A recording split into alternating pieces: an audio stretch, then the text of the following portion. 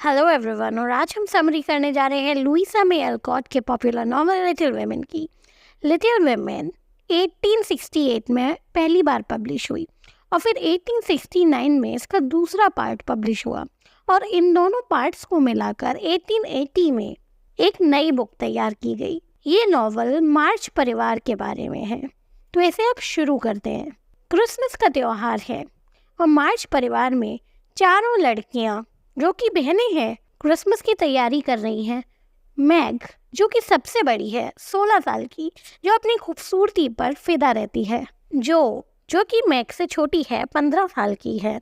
वो एक Tom boy है। उसे काफ़ी जल्दी गुस्सा आ जाता है और उसे कहानियाँ लिखना बहुत पसंद है। बेथ जो कि जो से छोटी है और 13 साल की है, वो काफ़ी शांत रहती है।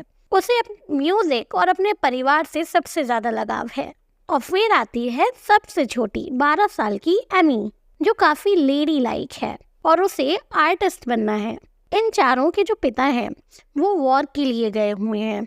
इस क्रिसमस पर उन्हें अपने पिता का एक लेटर मिलता है जिसमें लिखा होता है कि वो चारों लड़कियां इस साल अपनी हॉबीज़ को और अपने बिहेवियर को सुधारने पर काम करें, जिससे जब वो घर लौटेंगे उन्हें अपनी बेटियों पर प्राउड फील होगा। ये सोचकर चारों बेटियां भगवान से विश मांगती हैं कि इस साल वो अपनी हॉबीज सुधारने और बिहेवियर सुधारने पर ध्यान देना चाहती हैं। कुछ दिनों बाद मैग और जो को डांस पार्टी के लिए इनविटेशन आता है। जो ने अपनी ड्रेस और ग्लव्स दोनों ही बर्बाद कर लिए, किसी तरह जला दिए। मैग काफ़ी लेडी लाइक है, ब्यूटीफुल है, एलिगेंट है, उसे डांस करना पसंद है, पर जो इस पार्टी में कंफर्टेबल फील नहीं करती, इसीलिए वो एक कोने में जाकर खड़ी हो जाती है और वहाँ वो मिलती है लॉरी से।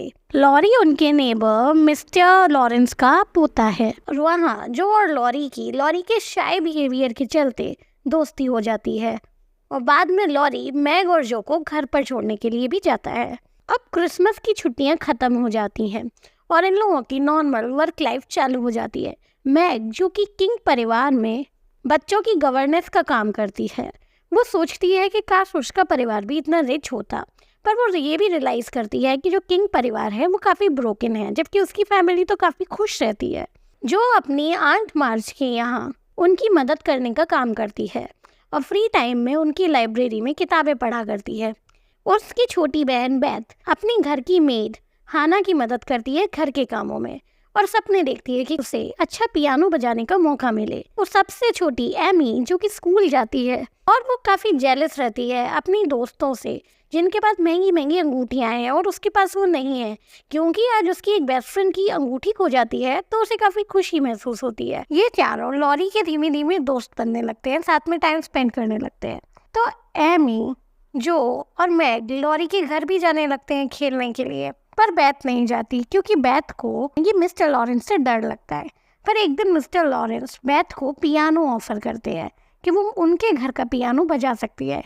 तो बेथ वहाँ जाने लगती है और धीमे धीमे मिस्टर लॉरेंस के काफ़ी क्लोज आ जाती है।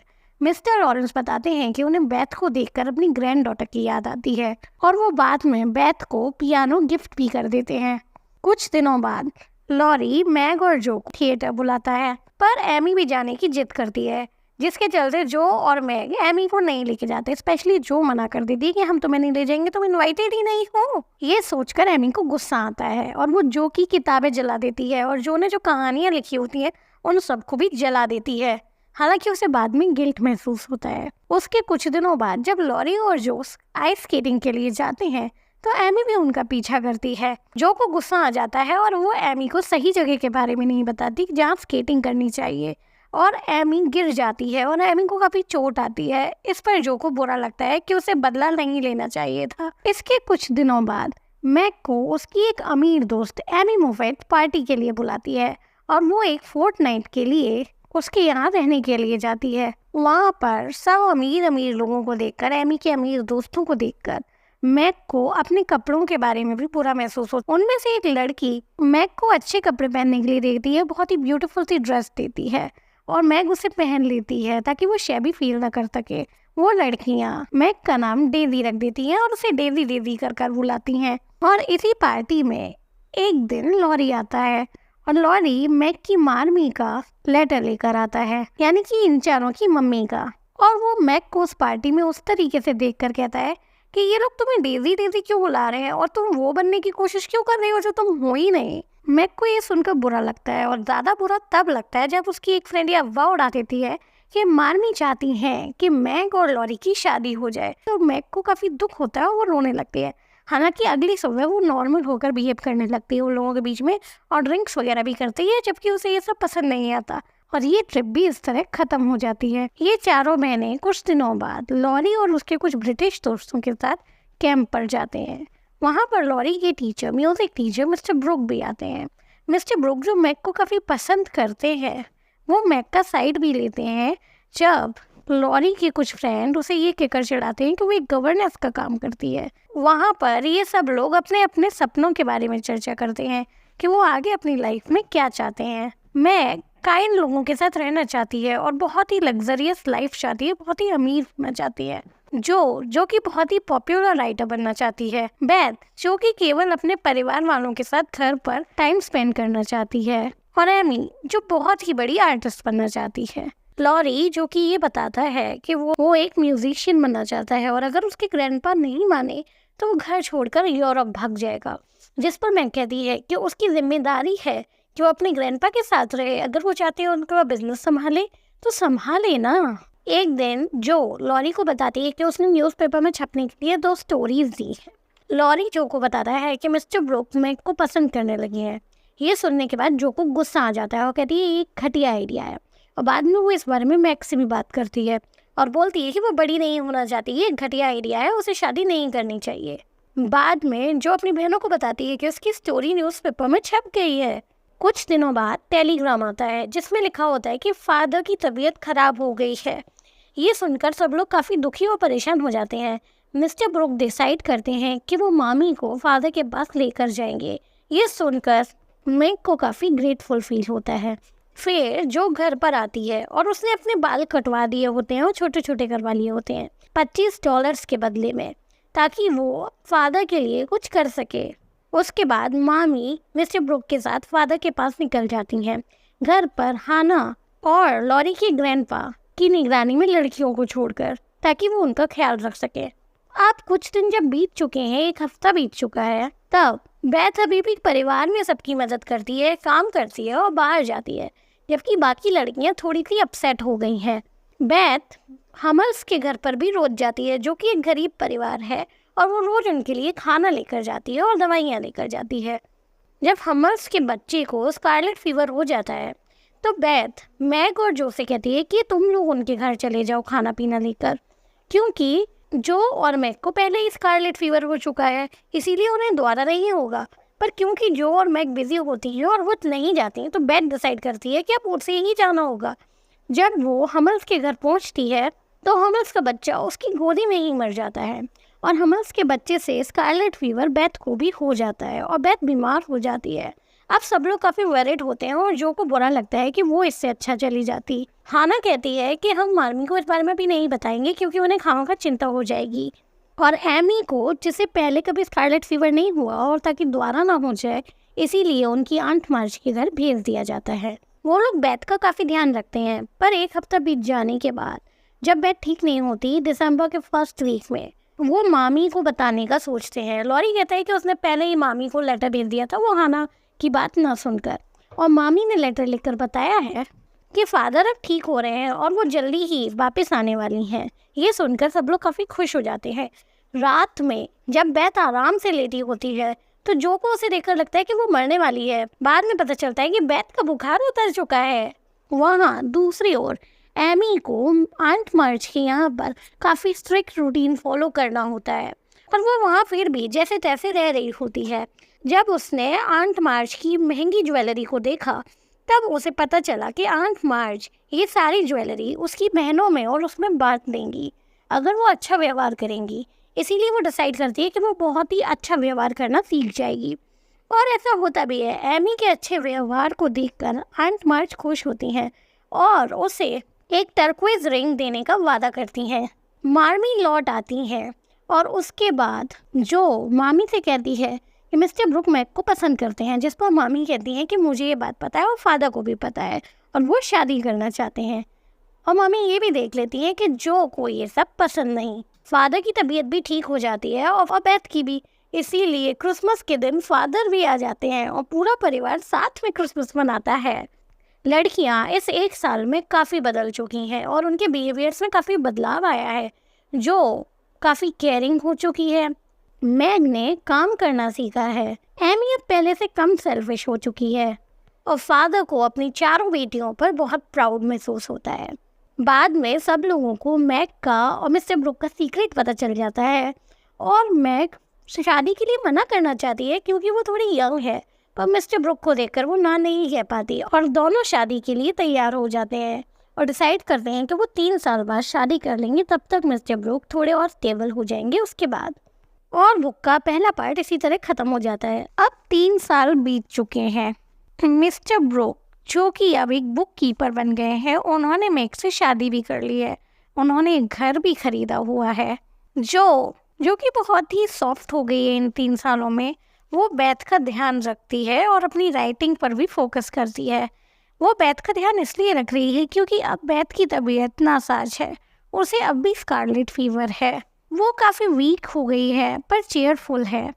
एमी अपनी आर्ट पर फोकस करती है। लॉरी अभी कॉलेज में है, जो राइटिंग कंपटीशन में पार्ट लेती है और जब उसका रिजल्ट आता है तो वो जीत गई होती है और उसे $100 का इनाम भी मिलता है। वो इन पैसों को मिलने के बाद काफ़ी इंडिपेंडेंट फील करती है। सब लोग सेलिब्रेट करते हैं। वो इन पैसों से मामी को घूमने भेजती है और घर के बिल्स पे करती है, तो उसे काफ़ी अच्छा महसूस होता है। इसीलिए वो एक नॉवल और लिखती है और उसे पब्लिशर को सेंड कर देती है। हालांकि पब्लिशर कहता है कि इसको 1/3 बदलना होगा इस नॉवल को, और इसके बाद जो ये करने के लिए राजी तो हो जाती है पर उसे अच्छा नहीं लग रहा होता, तो वो कंफ्यूज हो जाती है कि वो क्या करे। वो सबको खुश रखने की कोशिश करती है और खुद दुखी हो जाती है। मैग और जॉन शादी करने के बाद एक बार लड़ाई करते हैं पर वो उसे कैसे भी कर सुलझा लेते हैं। अगले दिन मैग एक बहुत ही महंगा कपड़ा खरीद कर लाती है जो उनके बजट से काफ़ी बाहर था, जिस पर मैग की और मिस्टर ब्रुक की छोटी सी बहस हो जाती है। बाद में मैग को रियलाइज़ होता है कि दिखावे के लिए किया गया एक्सपेंस गलत है और वो डिसाइड करती है कि ऐसा वो दोबारा नहीं करेगी और उस कपड़े को वापस बेच जाती है। दोनों खुशी खुशी से रह रहे होते हैं। मैग ट्विंस को जन्म देती है जिनका नाम वो डैमी और डेजी रखती है। एमी की आंट मार्च और आंट कैरोल एमी से काफ़ी खुश हैं, इसीलिए वो अपने साथ एमी को यूरोप चलने का मौका देती हैं। अब एमी अपनी ट्रिप से हमेशा इन लोगों को खत लिखा करती कि उसकी ट्रिप कैसी जा रही है। उसने घूमा फिरा और उसे सब चीज़ें काफ़ी खूबसूरत लगी। वो वहाँ लड़कों से मिली और मॉन्यूमेंट्स देखे। उसने अपने आर्ट को सुधारने की कोशिश की। वो वहाँ लॉरी के ब्रिटिश फ्रेंड फ्रेड वॉन से मिली। फ्रेड वॉन ने उन्हें लंदन से जर्मनी तक अकम्पनी किया, तो एमी को उसके लिए फीलिंग आ गई और फ्रेड को भी। तो एमी सोचती है कि अगर फ्रेड ने उसे प्रपोज किया तो वो उसे हाँ कर देगी। बाद में जो कुछ समय के लिए न्यूयॉर्क रहने के लिए चली जाती है। वहाँ पर वो मिसेस केक्स के यहाँ रहती हैं। उनकी बेटी ट्यूशन पढ़ाती है और न्यूज़पेपर के लिए लिखा करती है।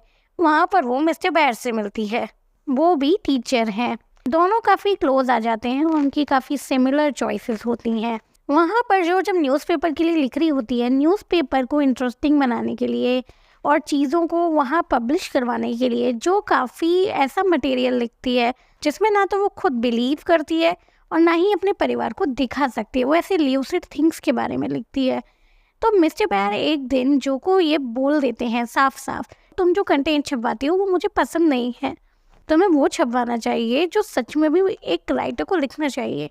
जो नाराज़ हो जाती है और वहाँ से चली जाती है। वो मिस्टर बैर से कहती है कि वो बाद में चाहें तो उसके घर उनसे मिलने आ सकते हैं, और जो न्यूयॉर्क को छोड़ देती है। जब वो घर वापस आ जाती है तो उसके बाद लॉरी जो को प्रपोज कर देता है, जो उसे मना कर देती है। जो कहती है कि तुम्हारा भी हाई टेम्पर है, मेरा भी हाई टेम्पर है, हम साथ में नहीं रह सकते। जो के मना करने के बाद लॉरी का हार्ट ब्रेक हो जाता है और वो मिस्टर लॉरेंस के साथ घूमने के लिए यूरोप चला जाता है ताकि अपना मूड रिफ्रेश कर सके। बाद में जो बेथ को अपने साथ बीच की ट्रिप पर लेकर जाती है। वहाँ पर बेथ रिवील करती है कि वो इतनी सैड और अलोन क्यों रहने लगी, और वो जो को बताती है दैट शी इज़ डाइंग, और उसने ये बात स्वीकार कर ली है। जो को काफ़ी दुख होता है, पर बेथ उसे संभालती है और समझाती है कि अब उसने ये बात स्वीकार कर ली है कि वो जल्द ही मरने वाली है। वहाँ यूरोप में एमी लॉरी से मिलती है। दोनों एक दूसरे से कई समय बाद मिल रहे होते हैं। दोनों एक दूसरे के अंदर का व्यवहार देखकर हैरान रह जाते हैं। लॉरी को एक एलिगेंट यंग वुमेन दिखाई दे रही होती है जो काफ़ी लेडी लाइक है, काफ़ी शांत और सभ्य सी है, जबकि एमी को एक लड़का दिखाई दे रहा होता है जो काफ़ी पैसिव है, काफ़ी बदल चुका है। दोनों एक दूसरे की कंपनी को फिर भी पसंद कर रहे होते हैं। एक दिन एमी लॉरी को इस बात पर कहती है कि तुम कितने आलसी हो गए हो, कितने पैसिव हो गए हो, क्या हुआ है तुम्हें। बाद में लॉरी बताता है कि जो ने उसका प्रस्ताव ठुकरा दिया था, उसका प्रपोजल ठुकरा दिया, जिस पर एमी कहती है कि इस बात को अब तुम्हें स्वीकार कर लेना चाहिए। और एमी उसे ये भी बताती है कि मैंने आर्टिस्ट बनने का सपना छोड़ दिया है, क्योंकि यहाँ आने के बाद उसको पता चला कि कितना सारा टैलेंट है दुनिया में और वो उसके सामने कुछ भी नहीं है। सब लोग दूसरी ओर बेथ का ख्याल रखते हैं, उसे ठीक करने की पूरी कोशिश कर रहे होते हैं। जो कहती है कि बेथ का ख्याल रखना उसके जीवन का सबसे बड़ा ऑनर था, जो सोचती है कि काश वो कुछ कर सकती। और एक दिन बेथ मर जाती है। सब लोग काफ़ी दुखी होते हैं। जो अपनी पूरा का पूरा टाइम अपने माता पिता का ख्याल रखने और उन्हें कंसोल करने में बिताती है, वो राइटिंग के बारे में बिल्कुल भूल ही जाती है और राइटिंग छोड़ ही देती है। दूसरी ओर यूरोप में लॉरी डिसाइड करता है कि वो अब एक म्यूजिशियन नहीं बनना चाहता, क्योंकि उसके पास भी उतना टैलेंट नहीं है। और वो रियलाइज़ करता है कि शायद अब वो जो को प्यार भी नहीं करता है। और एमी को जब फ्रेड प्रपोज करता है तो एमी भी उसका प्रपोजल ठुकरा चुकी है। पर जब एमी को पता चलता है कि बेथ मर गई है, बेथ की डेथ हो गई है, उस तक ये न्यूज़ पहुंचती है, वो टूट जाती है। तब लॉरी उसका सहारा बनता है। दोनों एक दूसरे के करीब आ जाते हैं और फिर लॉरी एमी को प्रपोज कर देता है और एमी हाँ कर देती है। जो घर का काम करती है और उसी में अपना समय बिताती है, वो काफ़ी मायूस हो गई है और परेशान। मामी कहती हैं कि तुम्हें लिखना चाहिए, और जब जो मामी के सजेशन पर लिखती है, क्योंकि बेथ की भी यही इच्छा थी कि वो लिखना कभी बंद ना करे, तो वो जब लिखती है सबको उसका काम पसंद आता है, सारे परिवार वालों को अच्छा लगता है, इवन न्यूज़पेपर वालों को भी उसका काम पसंद आता है। एमी और लॉरी वापस आ जाते हैं और उन्होंने शादी कर ली है, जो कि लॉरी की अब वापस फ्रेंड बन चुकी है, पर अब अलग तरीके से। उसका 25th बर्थडे काफ़ी अच्छा जाता है और तभी वहाँ मिस्टर बेयर भी आ जाते हैं। वो जो से मिलने आए हैं, जो सबसे मिस्टर बेयर को मिलवाती है, सबको वो काफ़ी पसंद आते हैं। टाउन में मिस्टर बेयर रहने लगे हैं और वो कभी कभी जो से मिलने उसके घर भी आते हैं। सब लोगों को रियलाइज़ हो जाता है कि इन दोनों के बीच में शायद कुछ हो सकता है। जब जो को रियलाइज़ होता है कि मिस्टर बेयर काफ़ी दिनों से नहीं आए हैं, वो उससे मिलने के लिए निकल जाती है। बाहर बारिश हो रही होती है और फिर रास्ते में उसे मिस्टर बेयर मिलते हैं। मिस्टर बेयर के हाथों में अम्ब्रेला है, दोनों अम्ब्रेला के अंदर जाते हैं और एक दूसरे से अपना प्यार कन्फेस करते हैं। दोनों को रियलाइज़ होता है कि उन्हें एक दूसरे के लिए फीलिंग है। इसके बाद मिस्टर बेयर 1 साल के लिए कॉलेज में पढ़ाने के लिए चले जाते हैं, ताकि वो जो के लिए एक अच्छा सा घर खरीद सके। मिस्टर बेयर और जो शादी कर लेते हैं। फिर उसके 1 साल बाद आंट मार्च की डेथ हो जाती है और आंट मार्च ने लड़कियों के लिए कुछ ना कुछ छोड़ा होता है। आंट मार्च ने जो को प्लम फील्ड वाली उनकी प्रॉपर्टी दी होती है। जो सोचती है कि इस प्रॉपर्टी का सही इस्तेमाल करना चाहिए और वो अपने टाउन में एक स्कूल खोल देते हैं गरीब ऑर्फन बच्चों के लिए। जो 2 बच्चों को जन्म देती है, रॉब एंड टेरी। अब 5 साल बीत चुके हैं। 5 साल बाद सभी लोग मिसेस मार्च यानी मामी के बर्थडे के लिए इकट्ठे हुए हैं और सब लोग काफ़ी खुश हैं अपनी अपनी लाइफ में। लड़कियां रियलाइज़ करती हैं कि उन्होंने जो अपनी लाइफ के लिए सपने देखे थे उससे वो कितनी बदल चुकी हैं। मैं एक काइंड फैमिली और काइंड लोगों को चाहती थी, वो उसे मिल चुकी है, पर लग्जरियस लाइफ नहीं है, पर वो काफ़ी खुश है। जो अपने स्कूल के बच्चों के लिए कहानियाँ देखती है और उन्हें सुनाती है। और एमी की लाइफ तो काफ़ी डिफरेंट टर्न हुई है। वो एक आर्टिस्ट बनना चाहती थी, पर वो एक हैप्पी हाउसवाइफ है। वो तीनों अपने बच्चों के साथ खुश हैं। एमी की एक बेटी हुई है जिसका नाम उसने बेथ रखा है, पर वो भी बेथ की तरह काफ़ी कमज़ोर है और बीमार रहती है। मिसेस मार्च काफ़ी खुश हैं कि उसकी बच्चियों के ऊपर भगवान की काफ़ी अच्छी कृपा हुई। तो ये थी समरी ऑफ लिटिल वुमेन। अगर आपको ये समरी पसंद आई हो तो मेरे यूट्यूब चैनल को सब्सक्राइब करना ना भूलें।